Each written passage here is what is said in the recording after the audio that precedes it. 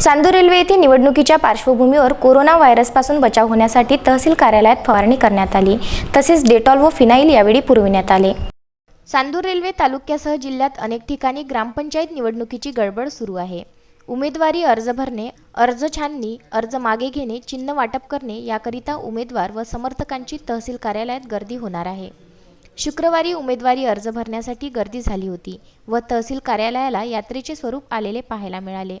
परंतु या सर्व धामधुमीच्या बाजूलाच संपूर्ण देशभरात व जगात कोरोना विषाणूने धुमाकूळ घातला आहे। याला रोखण्यासाठी शासनातर्फे विविध उपाययोजना आखत शासनाने सर्व यात्रा व शासनाचे कार्यक्रम रद्द करण्यात आले आहे।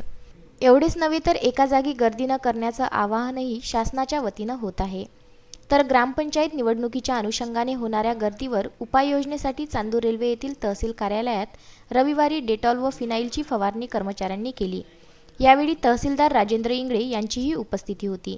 तर तहसील कार्यालयात जागोजागी हँडवॉश सुद्धा लावण्यात येणार असल्याची माहिती मिळाली आहे। Shahzad Khan, Vidarbha news, Chandur railway.